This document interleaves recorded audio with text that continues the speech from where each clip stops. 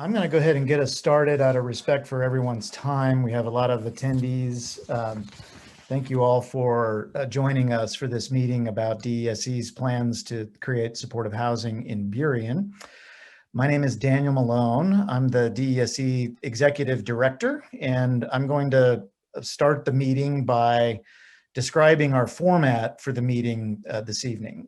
Next slide, please.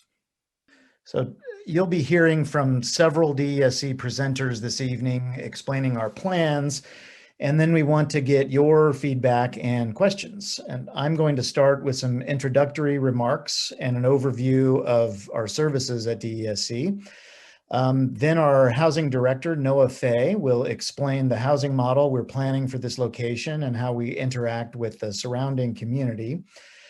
After Noah will be DESC's Facilities and Property Development Director, Sandra Nielsen, describing the building that we're planning for the site. And then our Deputy Director, Stephen Bullock, will facilitate our transition into smaller discussion groups. We know from past experience with these kinds of meetings that there likely will be a range of issues that people are interested in, and to give as many people as possible the opportunity to identify their questions and feedback, we won't try to do that in a big Zoom call. Instead, we'll break out into small Zoom groups facilitated by a DESC staff person and with another person along to take notes and record what people's questions and feedback are. Then we're going to come back at the very end for a wrap up and how we can continue providing, people can continue providing their questions and feedback.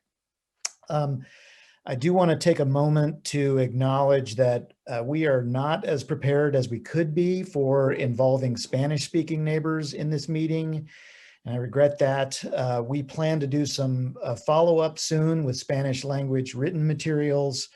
For tonight, we would like to invite anyone interested to identify themselves as preferring to be in a Spanish language small group later in the meeting. So if you can identify yourself in the Zoom chat feature by writing Espanol or something similar, we'll be sure to assign you to a breakout group that has a Spanish-speaking facilitator in it when we get to that part of the meeting. Kelsey? Quiero reconocer que no estamos tan preparados como podríamos para involucrar a los vecinos quienes hablan español en esta reunión. Planeamos hacer un seguimiento pronto con materiales en español. Para esta noche nos gustaría invitar a cualquier persona interesada a que se identifique si que prefiere estar en un grupo pequeño con español. Si pueden identificarse en el chat escribiendo español, nos aseguraremos asignarlo a un grupo de trabajo con un facilitador quien habla en español. Thank you, Kelsey. We are, as you can see, recording the Zoom call this evening, and that's to help facilitate keeping a record of the meeting that will be shared with the City of Burien as part of their approval process. So before I begin with the DESC overview, who we are and what we do, I do want to take a moment and acknowledge a couple of things here. First is that there is much frustration with the issue of homelessness. Many people are upset about knowing how many people are suffering in the streets, and many people are upset about a range of behaviors that they see from people who appear to be experiencing homelessness in the community. We are here tonight because we believe we can help improve upon the current unacceptable situation that people are rightly upset about. You will hear later about how supportive housing makes a big difference in the lives of people who get it and how it also helps the community overall. We are aware that there is a lot of unmet need among people experiencing homelessness in Burien already. To date, nearly all of the supportive housing that's been created in King County by DESC and by other organizations has been inside Seattle. And we know that not all people who need and would benefit from this type of housing want to live in Seattle. We believe supportive housing should be made available to people across King County to match with where people are and where they want to be. And so our intent is that this building we're talking about tonight will house people who need it and are already in Burien.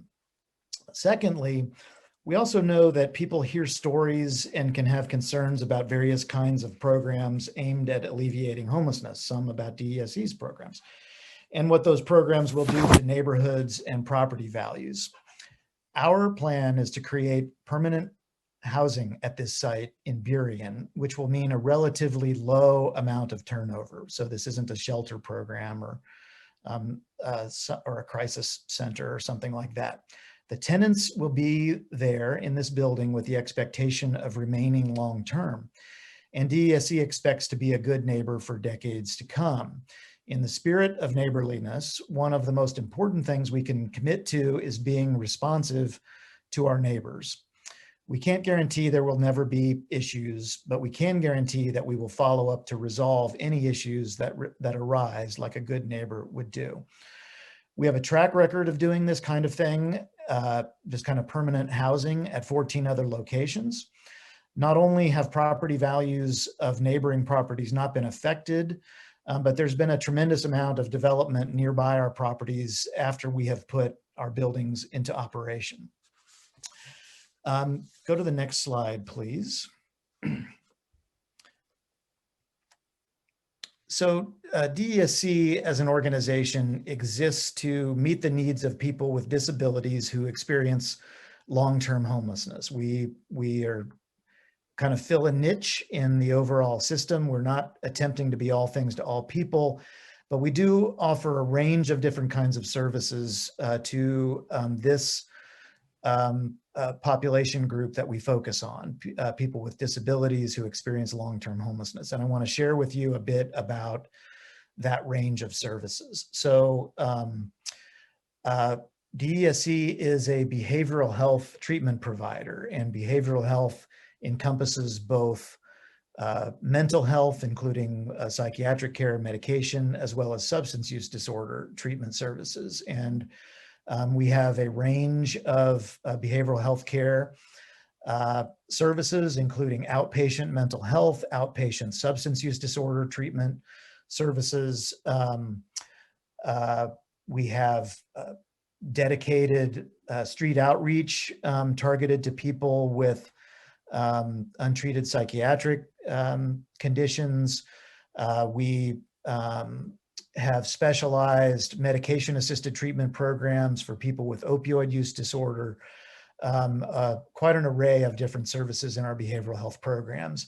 A significant part of our behavioral health services includes county-wide crisis intervention services. So DESC operates something called the Mobile Crisis Team, which is part of a program called the Crisis Solution Center. The Crisis Solution Center is a short-term facility that people having some kind of psychiatric or other behavioral health crisis can go to get stabilized by professional care. As I said, part of that team is the Mobile Crisis Team, and this is a group of DESC mental health professionals who are available in teams of 2, 24/7 across all of King County. They dispatch out of several locations, including an office in South King County, as well as an office in Central Seattle and in Bellevue. They are summoned by, principally by first responder entities. So law enforcement agencies are the majority of the referrals to the Mobile Crisis Team, and police or fire and EMS units are also a large source of the referrals to that team. And that's a team that is currently active all across King County and goes to help intervene in situations where a person is having a crisis, and the intent is to find a solution for those individuals at that moment that is different than taking them to jail or taking them to the hospital, or in some cases just leaving them there in a state of crisis. I mentioned the outreach we do. We have several different outreach programs, but they're all different versions of specialized service to this group of people with high needs, typically untreated psychiatric conditions. One component of our work includes a supported employment program to help people with disabilities find themselves back into the world of competitive work. We have a significant amount of emergency shelter or survival services, and that's the original part that our organization was founded to become way back more than 40 years ago. Some of our shelter services have changed significantly during the pandemic, where we're running some of it not out of congregate settings where people stay in bunk beds, but instead in hotel settings where people have more privacy in individual rooms. Some of you will have heard about the operation we're running out of the Red Lion Hotel in Renton. So all of that stuff I've just talked about, the shelters, the Red Lion, the outreach services, the behavioral health care, is part of the service that DESC provides, but it's not what we're proposing for Burien.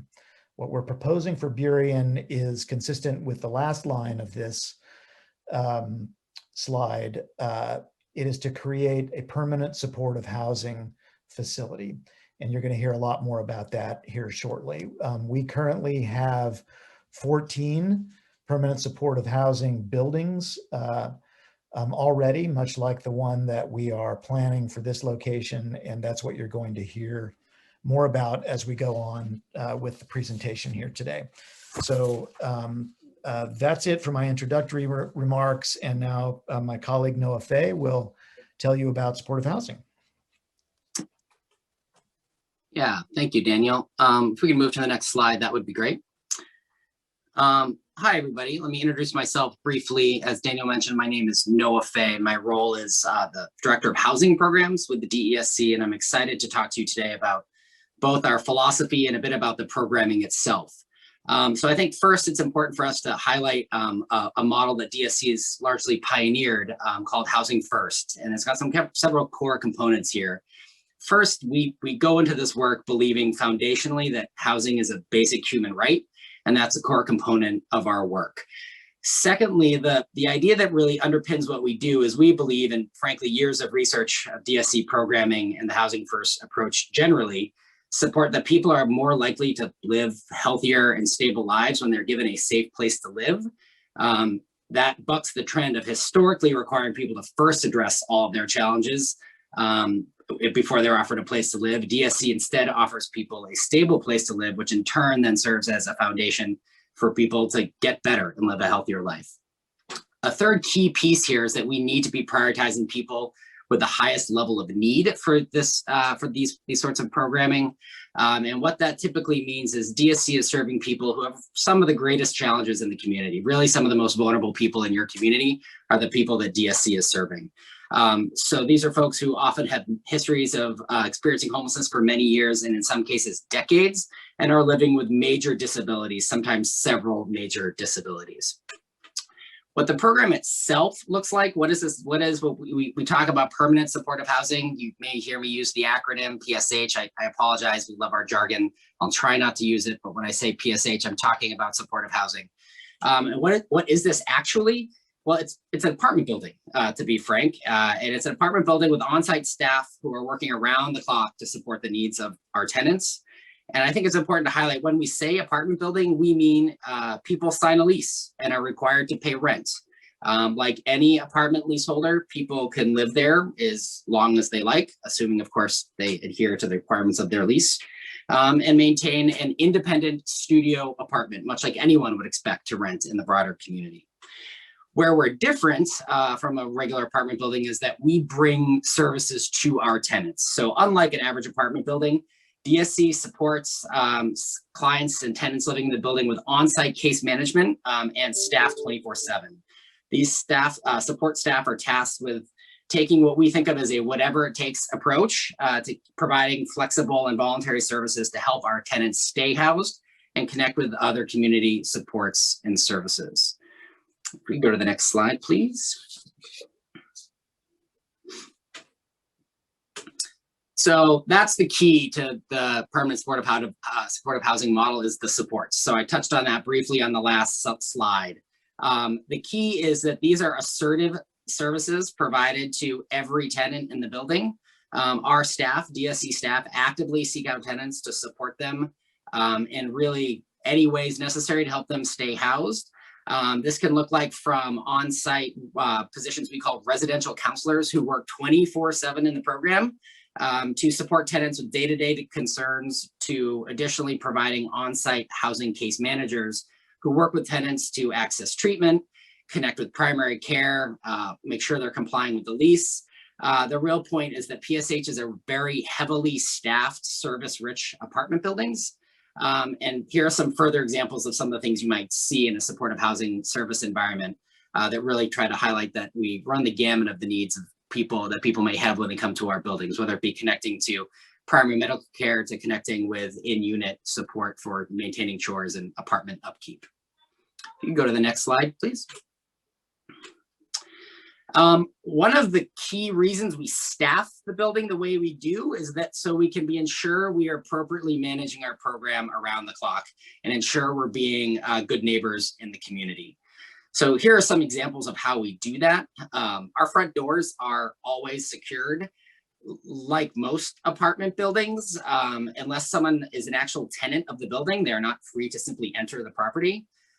There are rules and limits that govern visitors to the building, which is an effective way of managing a common concern I've heard over the years about people coming and seeking out services in the building. And I want to be clear, aside from occasional visitors and staff, the only people who come and go from the apartment building are the people who live there and hold leases there. If you could go to the next slide, I want to touch on the good neighbor policy that you see referenced there. So I'm going to spend a good deal of time on this slide because these are some of the common concerns that I know I've heard expressed over the years. I want to talk a bit about our strategy for managing some issues here. So DSC is committed to being a good neighbor, as I said on the last slide, and we actually take that commitment quite seriously. We often get questions about what neighbors can expect, and over the years, we've developed a system that we think actually works quite well.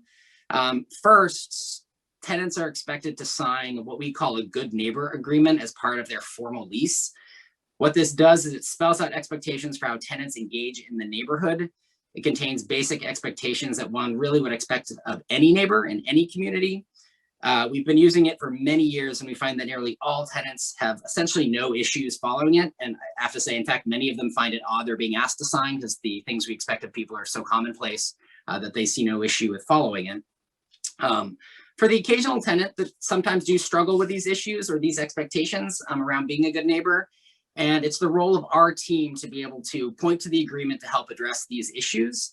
If these issues don't subside, we can treat them as a lease enforcement issue.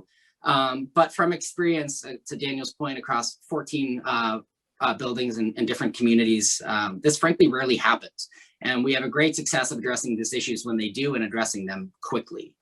I know Daniel mentioned briefly about increased attention on the Red Lion shelter in Renton, as well as some of the other shelters we operate across the city of Seattle. And I want to highlight some key differences on how DESC Burien will actually be quite different than those programs, because I think they're important to highlight and address some of the concerns I know that come up. So a couple of things related to some of the controversy around the Renton Red Lion is frankly tied to the urgency of the pandemic. So that necessitated a move without really any of the advanced community engagement, like what we're doing tonight, and conversation. So we weren't able to build some of the relationships that we really pride ourselves on building in the community before we set up an operation. And that was completely tied to the need to move fast in the middle of the pandemic. Since we've moved in, however, we co-convene routine community meetings with the Renton Chamber of Commerce to address issues and impacts that we may have on the surrounding area. And what I've found in those meetings that I attend every other week for months now is that there have been occasionally there are issues, but we've been able to quickly address them and have developed a really pretty genuinely collaborative relationship with our neighbors in Renton ever since.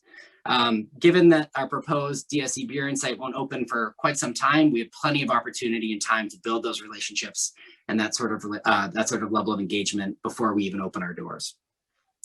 Another key huge distinction here is, just to be frank, housing is not shelter, and both of our programs, some of those in the downtown core and the DSC Rented Red Line, are actually shelter rather than permanent housing. And that actually makes a big difference. The guests at the Red Line don't necessarily have long-term plans to remain there, whereas Burien tenants will be signing leases and are expected to stay long-term. Another common issue that gets cited as some of the challenges with these shelter programs are 911 calls. And I would say, to be frank and transparent, that there certainly were more 911 calls coming from the Red Line after it turned into a shelter than it was when it was a market rate hotel. But I think it's important to understand some of the context on these. These are largely for health care related emergencies and are rarely for public safety crises.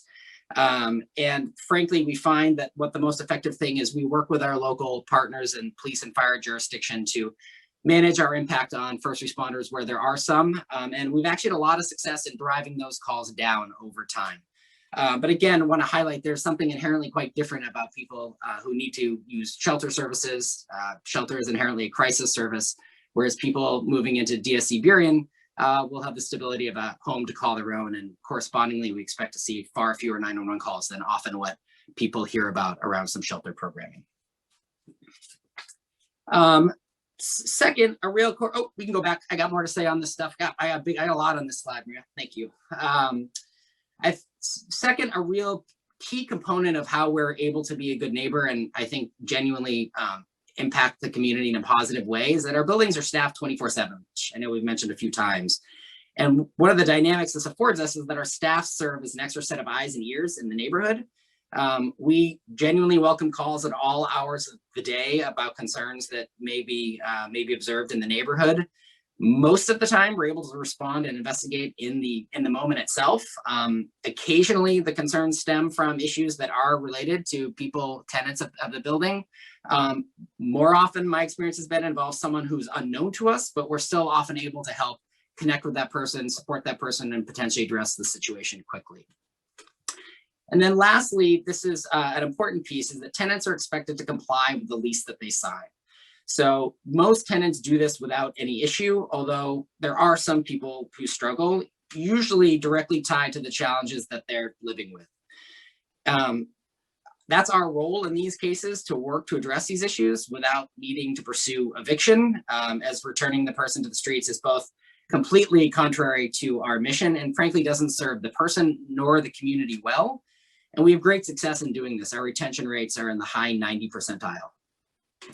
This question, though, often comes up as it relates to drug use. And I think it's important to highlight that drug use is not simply just permitted in our programs. However, I want to be clear, many DSC clients are living with substance use challenges, and many struggle with this. We take an open and honest approach with our tenants about this topic, and our experience has been that, much like substance use and the broader community, many addictions and issues play out in private, and we work to connect those people with treatment and resources. However, some people do have substance use issues that can impact the broader community, and we treat those as lease enforcement issues. Throughout all our work, as it relates to people living with substance use issues, we use an approach called harm reduction that some of you may be familiar with. This is a practical approach that acknowledges that risky behavior like drug use exists in our world. Instead of demanding that risky behavior simply cease or stop, often to little effect, harm reduction attempts to reduce the dangers associated with the risky behavior. This approach, it takes many different forms depending on the needs of people we're serving, but is most probably well known related to the provision of clean needles and the access to condoms. A common belief around substance use that we found coming up when we have conversations about our work is that the only path to recovery from substance use is the immediate and total abstinence of use and/or a tough love approach. And while this approach certainly has worked for some people, it's certainly clear that others have not been successful, and we see worsening outcomes over time because of it. So this means that we have to find different approaches if we're really truly trying to make an impact on the treatment needs of our overall community. There is a common sense objection sometimes to harm reduction that I hear, that it somehow implies we are enabling people in a way that produces increased drug use. And one thing I love about this organization is we don't shy away from research to actually ensure our work is doing what we purport it to do. And we have long partnered with the University of Washington on many different studies, and we have not seen any support whatsoever for the idea that our harm reduction approach leads to a worsening of substance use outcomes. Frankly, in study after study, we found the exact opposite, that harm reduction is associated with reduced drug use, reduced harm, and even at the community level, reduced need for publicly funded services, which takes me to my next slide.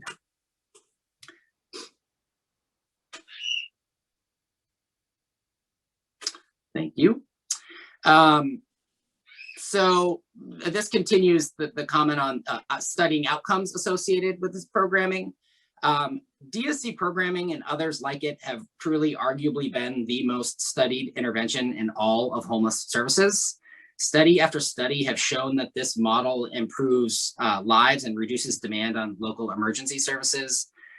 Whether it's that we've seen a reduction in arrests or trips to jail, whether it be reductions in the need for emergency room visits, to a reduction in substance use, and improvement in mental health symptoms. The jury is long in on PSH using a housing first approach, that there is no more cost effective or proven solution to address homelessness than the type of housing we're looking to propose for Burien. All of these data points you see on our screen have studies that back them up, and anyone who's interested, we'd be more than happy to connect you with links for the hard and fast data. Next slide, please. So lastly, we know, or nearly lastly, we know that homelessness is a regional problem, and Burien and Southwest King counties certainly have more than their fair share, or certainly have their fair share of people experiencing homelessness in your community. And one thing we're really excited about with this proposed project is that we, while we still will work with King County as part of their regional approach to ensure high service needs people are connected to housing resources, we are committed to finding a path forward to ensure people experiencing homelessness in Burien will have access explicitly to this project. Most notably, set aside for 25 veterans experiencing homelessness in the city of Burien, which is something that is we're really excited about and not always able to do, and excited that that is something we're pursuing for this project. I'll move to my last couple slides here that I can go through quickly before passing off to Sandra Nielsen. I find myself talking on and on about how we deliver services and the type of model and the outcome, and realize that don't always put a fine point on it. Oh, you can move ahead to the next slide. That what these actually are. These are apartment buildings. They're actually quite beautiful apartment buildings that exist as part of a larger community. And through my experience at DESC, often people quite quickly these programs quite quickly become part of the larger community. And the next slide is another example of that. Aurora House in Seattle. Just to give you an idea, as the more and more we talk about this program, want to take a step back and ensure people realize we're talking about apartment buildings for people who need homes fundamentally. And I think with that, I want to pass to Sandra to talk about just that, about what these apartment building itself will be all about. Hi, I am Sandra Nielsen. I am DESC's Director of Property Development and Facilities. Julie Nordgren and I work together to build these buildings, and then I supervise the team of individuals that works to maintain them long term. This is a rendering of DESC Burien, designed by SMR Architects. Those other beautiful buildings you saw, DESC Rainier and DESC Aurora, are also SMR Architects. And this particular team also designed our beautiful Estelle building. There will be 95 apartment units, studios. Our space has, you know, kind of things that support the apartments upstairs. We have conference rooms, we have a kitchen, we have private spaces to have meetings and engage with clients. We have a commercial kitchen. The cost of this project is going to be around $18 million. Where do we get the $18 million? It comes from a kind of grouping of public funding resources, the state through the Department of Commerce, King County, and most notably tax credits.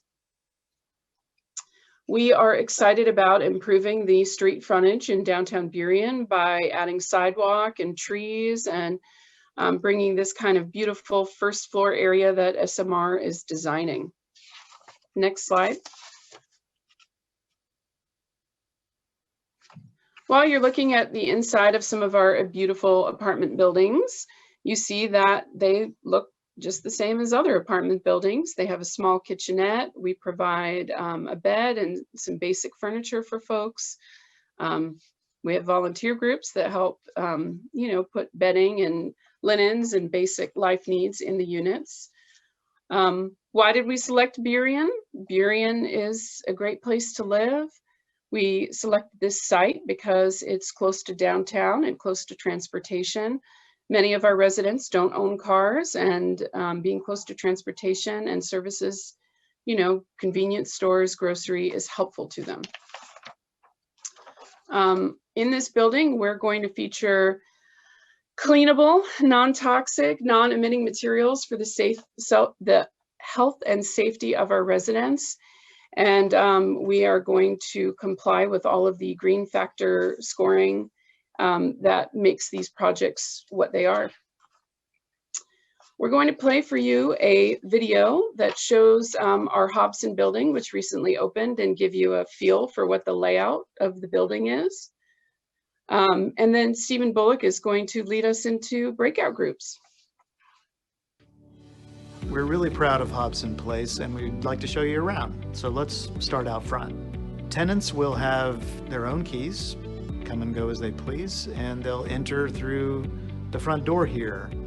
At this front desk area will be staff available for all kinds of support 24/7. Coming into the rest of the lobby, you see typical amenities for apartment buildings such as a place for your mail, elevator and stair entries, and lots of other space where we can provide opportunities for people to participate in group activities, to have meals, to receive counseling, to see a nurse, to just take a load off, not have to be outside somewhere out on the streets.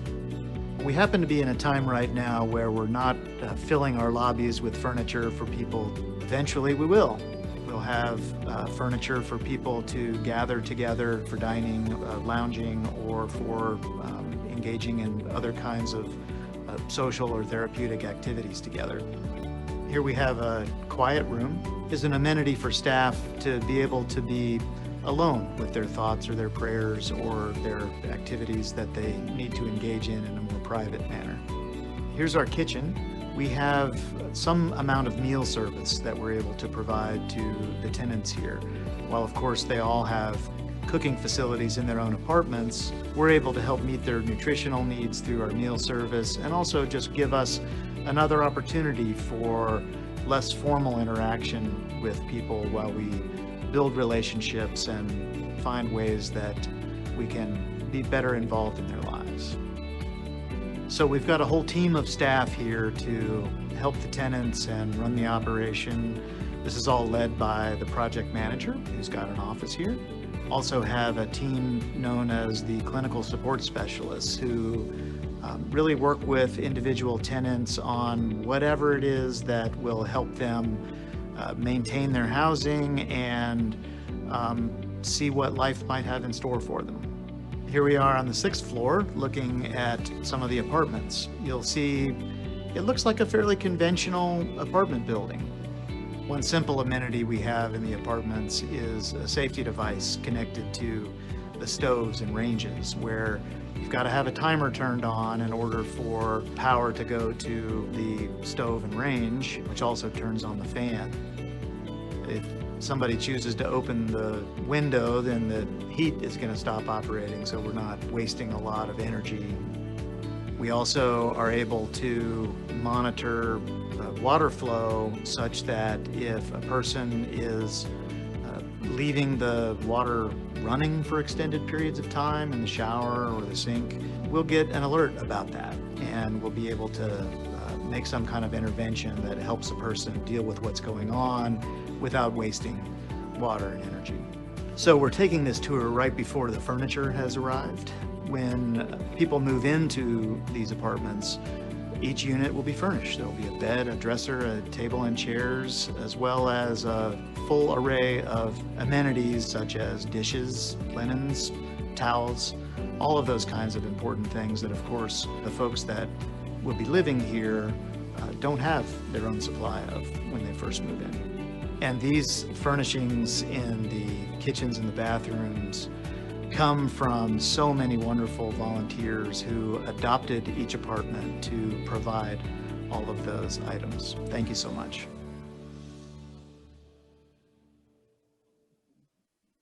Hello, everyone. I'm Stephen Bullock. I'm the Deputy Director of Operations at DESC.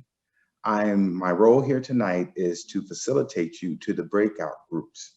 Participants will be automatically assigned to one of 10 breakout groups for discussions, questions, and feedback.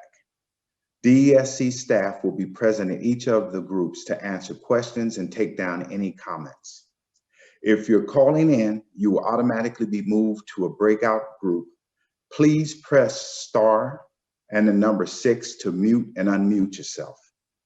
Now I'd like to share with you some Zoom best practices so it'll help us best communicate some of your concerns and questions.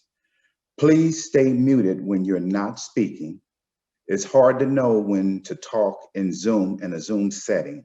To prevent this, you may raise your hand. There's a box on there with your hand. You can raise your hand and click raise the hand button, and a facilitator will call on you to speak. So you hit the box and a facilitator will see that and they will call on you to speak. If you're not comfortable speaking, you can type your question into the chat box and a facilitator will still call on you to speak. We will unmute you and allow you to speak. Please wait for everyone to finish speaking before you start. Also, if you have a comment or a question and we don't get to you, please include your email so that we can respond back to you in a reasonable manner and time. So we're getting ready. You will now be moved into a group. And I just need to repeat, if we have any Spanish speakers or people that need to be in a Spanish speaking group, please raise your hand so we can make sure we capture you and move you into the right group. Thank you. Okay, I just want to wrap up here and say thank you to everyone for taking your time to engage with us here. We really do value your feedback and your questions, and we want to be responsive to those. And so we're going to take our notes from this meeting and figure out a way to assemble some helpful responses that we can share back out. I'm going to ask my team if somebody can put into the chat the link to the website that allows people to fill out a form. You can either give us, comments there, but you can just give us your contact info so that we can get back to you. We can include you on the responses we make, but we'll also be able to put up responses on the web page we've created about this project. So we should have multiple avenues to share information back with you and for you to continue to reach out to us. It doesn't need to be, it's not one and done at this meeting. We want to hear from you more, any continued questions and questions that may not have gotten answered in your rooms. We'll work on getting back to you. So I'm going to ask my teammates to jump in here and tell me if anything else needs to be said. And if nobody does, then I'm going to just say thank you again and tell everyone good night. So is anybody going to jump in and tell me I left out something important? Okay, well, thank you so much, people. I appreciate you all being here, and we'll keep this conversation going. Take care.